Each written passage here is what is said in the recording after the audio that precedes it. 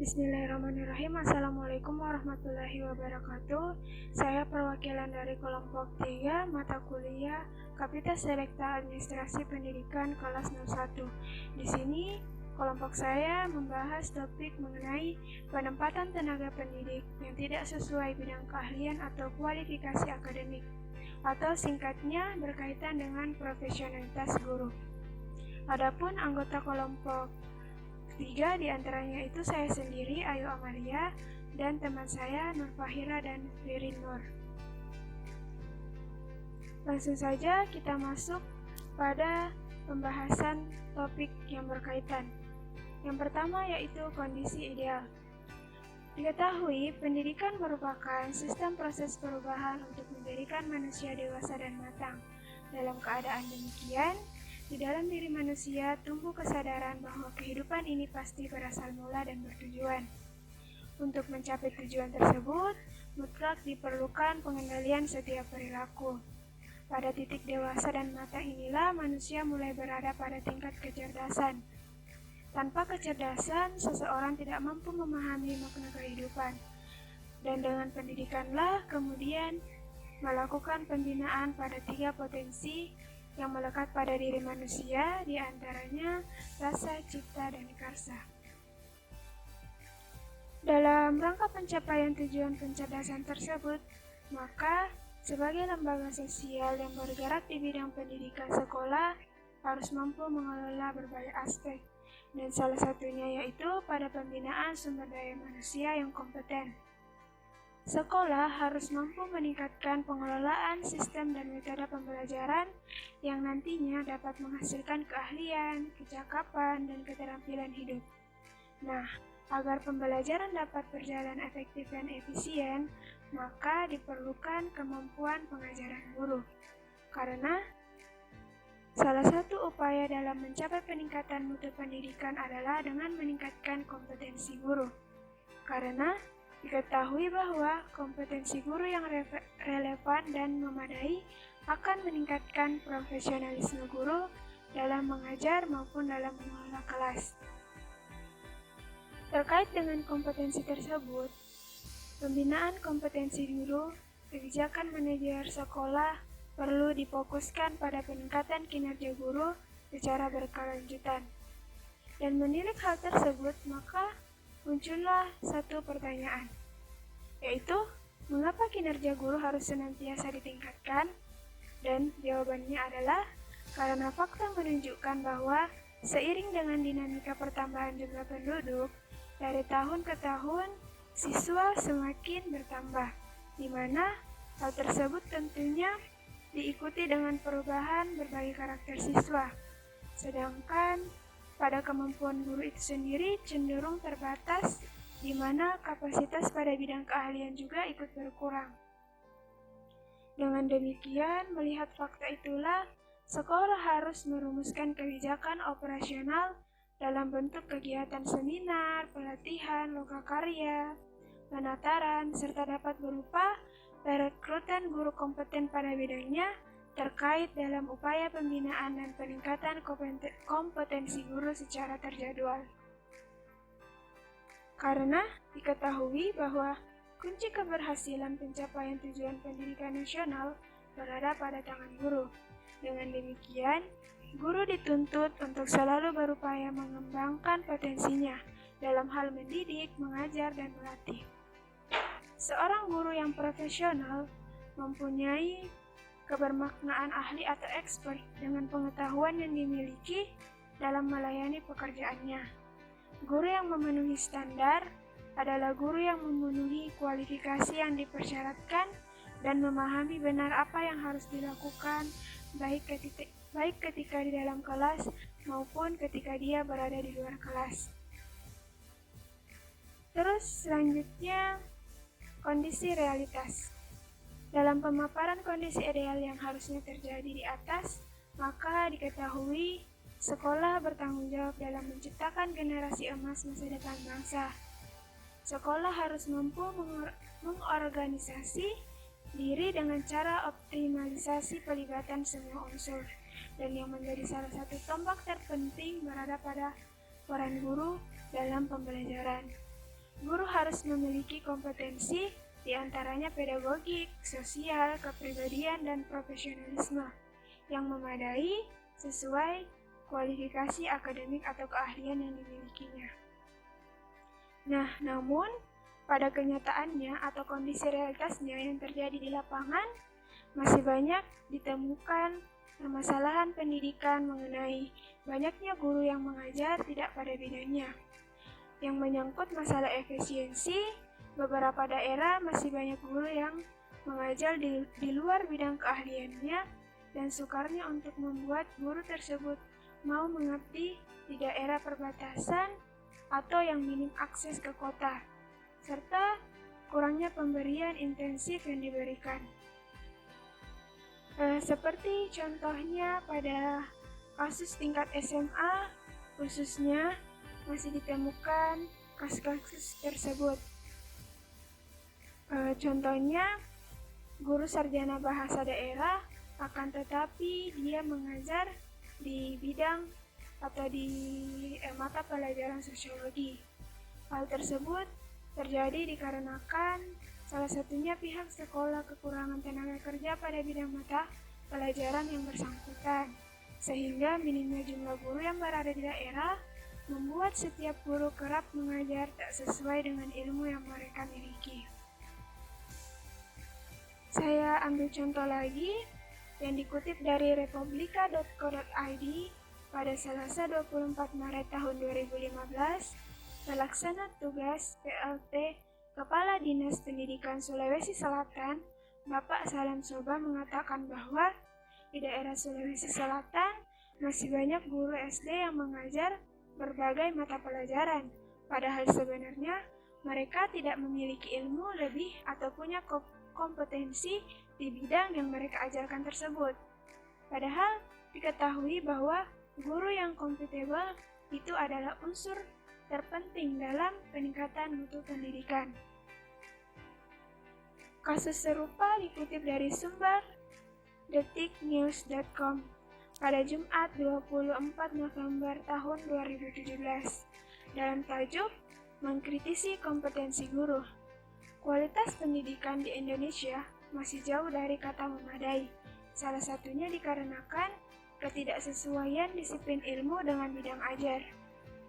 Masih banyak guru di sekolah yang mengajar mata pelajaran yang bukan pada bidang studi yang dipelajarinya. Hal ini terjadi karena persoalan kurangnya guru pada bidang studi tertentu. Dalam artikel lain, masih pada kasus yang sama, dengan judul artikel Identifikasi Permasalahan Pendidikan di Indonesia untuk Meningkatkan Mutu dan Profesionalisme Guru, yang ditulis oleh Risa Yonisa Kurniawan. Salah satu faktor sebagai poin penting dalam kaitannya dengan permasalahan pokok pendidikan di Indonesia yaitu berkaitan dengan efisiensi, yang membahas tentang efisiensi dalam sistem pendidikan di mana erat kaitannya dengan pemanfaatan segala kekuatan yang dimiliki agar tercapai misi yang direncanakan. Di mana dalam kasus tersebut salah satu faktor permasalahannya yaitu pada penempatan studi. Beberapa daerah masih banyak guru yang mengajar di luar bidang keahliannya dan sukarnya untuk membuat guru mau mengabdi pada daerah pelosok. Sebagai contoh, ada sekolah yang diberikan guru baru, tetapi untuk mata pelajaran yang bersangkutan, kuotanya sudah penuh, dan beliau harus mengajar mata pelajaran lain di luar keahliannya. Ada juga guru yang merangkap mengajar, misalnya guru matematika, juga mengajar kesenian.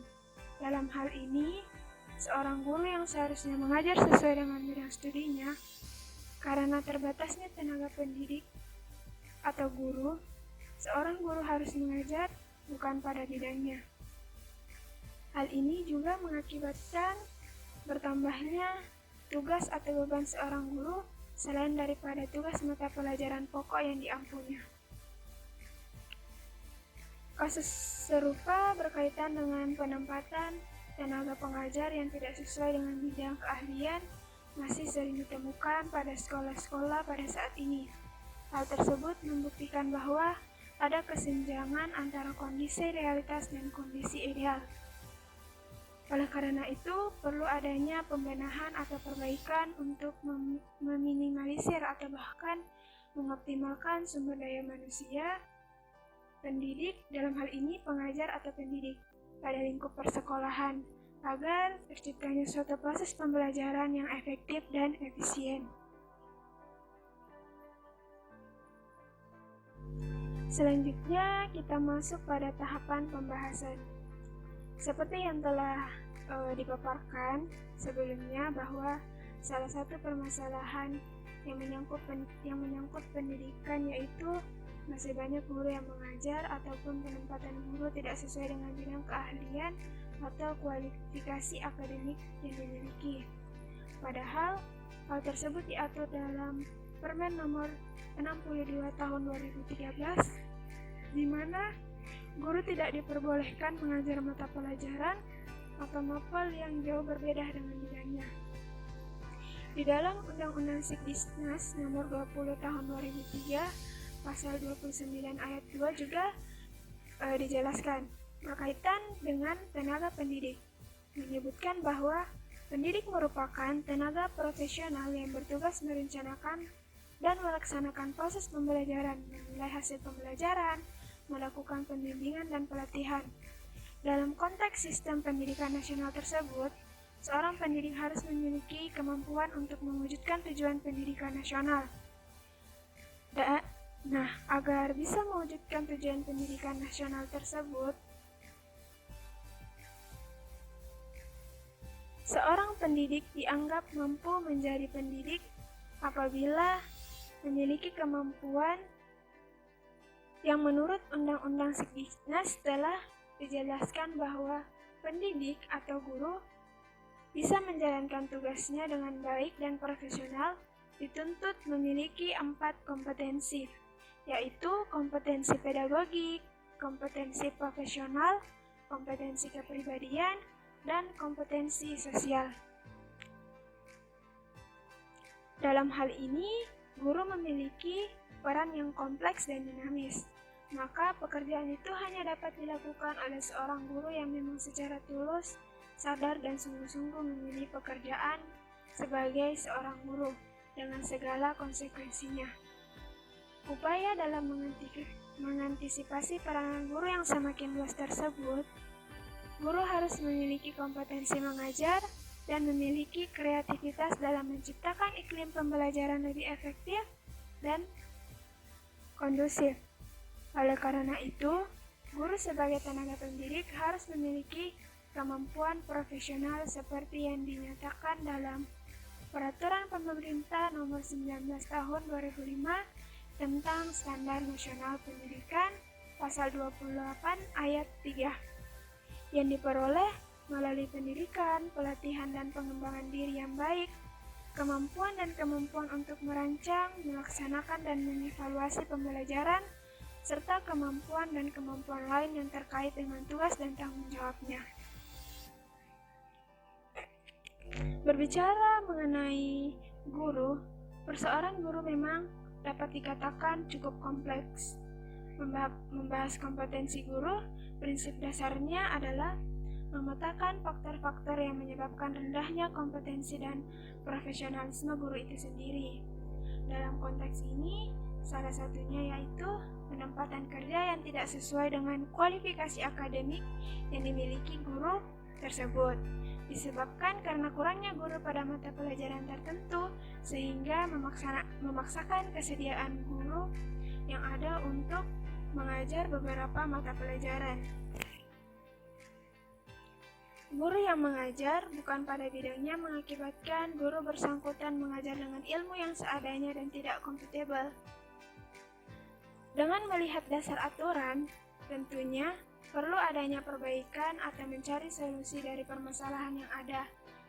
Dengan melihat permasalahan-permasalahan yang telah dipaparkan tadi.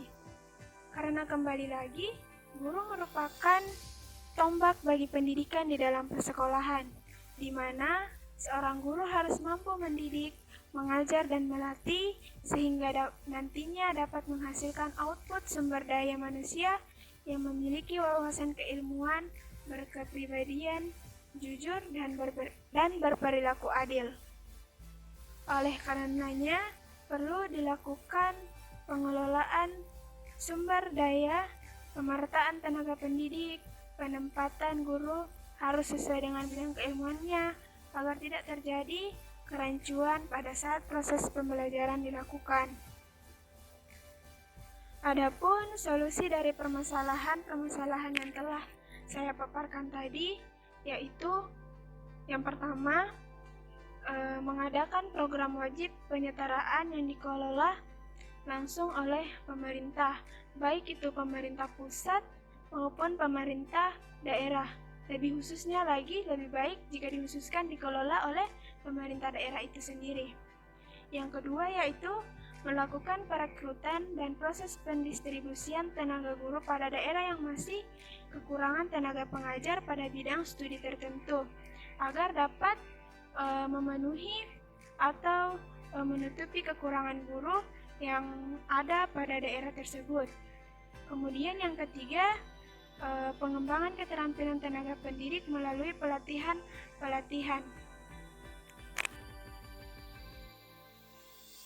Dan baiklah, dari semua pembahasan materi dan kasus yang telah dipaparkan tadi, maka kelompok kami dapat menarik kesimpulan bahwa rendahnya kualitas pendidikan di Indonesia ini salah satu faktornya adalah masih rendahnya kualitas kompetensi tenaga guru atau profesionalitas kerja. Hal itu disebabkan karena dalam pengelolaan pengimplementasian masih kurang optimal, masih terfokus pada kuantitas dan belum pada pembenahan mengenai kualitas dari tenaga kependidikan itu sendiri, dan juga pemerataan atau penyebaran sumber daya manusia atau pendidik yang belum maksimal, yang merangkak pada khususnya pada daerah pelosok, serta belum jelasnya sistem kepegawaian dari pemerintah yang mengatur tentang sertifikasi guru secara umum dan tidak dilakukan oleh masing-masing dinas atau daerah, sehingga tidak akan terjadi tumpang tindih kepentingan dan kebijakan yang berseberangan antara satu dengan yang lainnya. Nah, itulah kesimpulan yang dapat kelompok kami simpulkan, dan sekian dari pemaparan topik dari kelompok kami. Lebih dan kurangnya mohon dimaafkan. Sekian, Assalamualaikum warahmatullahi wabarakatuh, dan terima kasih.